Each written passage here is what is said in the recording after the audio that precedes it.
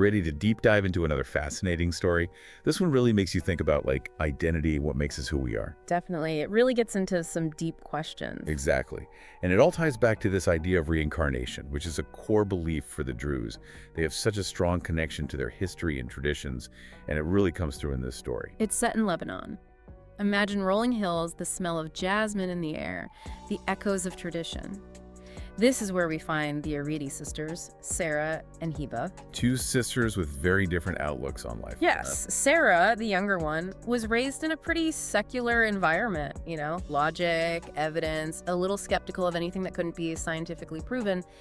Hiba, well, she seemed to have this unusual connection to a life that wasn't hers. I mean, from a very young age, she would say this name, Nada. Talk about a husband, Whoa! So she was just a little kid saying these things. Yeah, really young. And it really confused her family at first. I can imagine. So how did they figure out what she was talking about? Well, as luck would have it, a family friend heard these pronouncements, Nada, and it clicked. He knew a woman named Nada who had tragically passed away, married to a man, you guessed it, named Amin. Oh, wow. Okay. Things are starting to get interesting. Right. So the family decides to visit Nada's family in their village. Hiba's only a child at this point, but when they get to Nada's old house, she starts recognizing things. She points out Nada's grandmother, who had already died, identifies Nada's bedroom.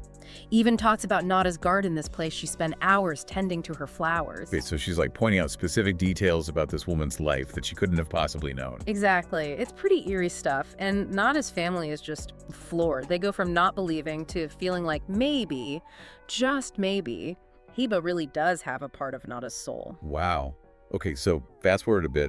They go back to Lebanon years later, right? Yes. And this time, Hiba feels drawn to connect with Nada's family again. That's when another wild connection emerges. Nada had a daughter, and get this, her name was also Sarah, roughly the same age as Hiba. No way. So two Sarahs connected by this woman, Nada. It's like something out of a movie. You have young Sarah still dealing with losing her mom, sometimes even talks to Hiba as if she was Nada. She shares memories, some happy, some sad, like how Nada's favorite sweater got burned in an accident. Oh, that's heartbreaking. It is. It left Hiba feeling this immense sense of responsibility, almost like she was carrying the weight of this family's grief. I can't even imagine. So she goes back home, right? Yeah. She takes a few things with her, a bracelet, a necklace, and that photo of Sarah, Nada's daughter. Years go by, and Hiba really starts to explore spirituality. Searching for answers, I think, to questions that have been with her since she was little. She ends up living in Los Angeles and discovers this thing called past life regression therapy. Okay, I've heard about this, but refresh my memory. How does it work? It basically uses hypnosis to try and access memories from past lives. And Hiba really gets into it. She even becomes a certified therapist, finding a way to help others explore their own, maybe past lives, looking for answers to problems they're dealing with now. That's so interesting.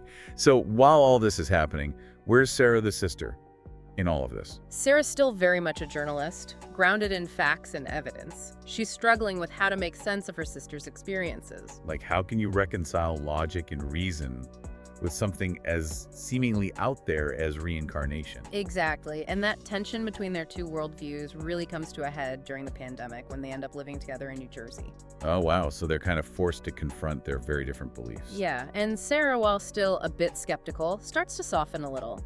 She sees how Hiba's work impacts people, some even close friends of hers. They talk about how it helps them heal, discover things about themselves. It's hard to ignore that kind of personal testimony. Definitely. Yeah. And then something really interesting happens. They're doing this ceremony thing during a rare conjunction of Jupiter and Saturn, and the oracle cards they draw are incredibly relevant. Oracle cards. Okay, I'm intrigued. One card is about growth. It's all about letting go of old beliefs. Really resonated with Sarah, especially considering how her own views were changing. Another card, Boundaries, shows this red jaguar with its fangs bared. It's about finding balance between independence and connection, which is pretty fitting given their sisterly dynamic. It's like the cards were speaking directly to them. Right, and for Sarah, it's this turning point. She's not about to jump into past life regression or anything, but she's more open to things that can't be easily explained. Like maybe there's more out there than what science can currently understand. I think a lot of people can relate to that. We want proof, but sometimes there are experiences that just defy logic. And those are often the experiences that force us to expand our understanding of the world. It's amazing how this whole story ties back to the Druze belief in reincarnation. It's not just about, coming back as another person. It's like this ongoing journey of the soul through all sorts of life forms, and so central to their culture, which makes Sarah's initial skepticism even more interesting. Yeah, it's like they're coming from two totally different worlds, each with its own set of beliefs and ways of understanding things. Exactly. And that makes the dynamic between the sisters so fascinating. You have Heba embracing the spiritual heritage, and Sarah trying to find a way to fit it all in with her rational worldview, which is honestly a struggle a lot of people face when trying to balance, scientific thinking with spiritual experiences. Totally. And it brings up some really big questions about memory and identity. Like if someone carries memories from a past life, how does that even work? Does it change who they are? I get why Sarah would be uncomfortable with the idea of her sister holding on to another person's memories. It kind of messes with our whole concept of what makes us unique individuals. It really does make you wonder, what makes us us? If past lives are real, do those experiences shape our personalities, our fears, everything? Do we even have clear boundaries between who we are now and who we were before? It's mind-blowing. And then there's this whole thing with past life regression therapy that Heba gets into. Can you break that down a bit more? Sure. So in past life regression therapy, they use hypnosis to help people relax deeply. And in that state, people start to experience images, emotions, and feelings that they believe are from their past lives. So the idea is if you can tap into those past experiences, you can maybe heal from stuff you're dealing with now, right? That's the belief. The thinking is that trauma from past lives can carry over into our current lives as feels, phobias, relationship problems, even physical issues. So if you can address the root cause in a past life, it might help you overcome those challenges in the present. So like if someone has a major fear of water that they can't explain, maybe through past life regression, they discover they drowned in a past life. Exactly. Of course, not everyone buys into this. Critics say our memories are pretty easily influenced, so what comes up during hypnosis might not be accurate.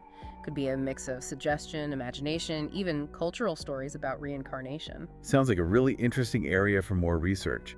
But it's probably important to stay open-minded, but also be critical of what you hear. Definitely. But even if you're skeptical, the idea that our lives might be connected to this huge web of experiences spanning across time is pretty fascinating. Makes you wonder if those random fears or desires we have could be echoes of, lives we lived before. It's a question that has puzzled researchers and philosophers forever. What is the role of memory in making us who we are? And maybe, as this story suggests, those memories aren't always just our own. Which brings us back to the heart of this whole deep dive, the intricate connection between memory and identity, and the idea that maybe who we are is way more fluid and interconnected than we think. Exactly. And there's actually another layer to this story that I find particularly fascinating. It's the relationship between the two Saras that really gets to me. Nada's daughter and the sister who believes she's carrying Nada's memories. That connection is just so powerful. Yeah, it's like heavy stuff, right? Young Sarah is grieving her mom, and she sees something of her in Heba. And Heba is dealing with these memories, feeling responsible for this woman she doesn't really even know. It's like a ghost story almost. But instead of a ghost, it's this absence, this void filled with bits of memories and echoes of a life that's gone. And Heba is kind of bridging that gap without realizing it. Really makes you think about grief and how it sticks with us, right? Yeah. It can push us to look for connections in the strangest ways. Absolutely. And it begs the question, are these connections just emotional, based on shared grief and loss?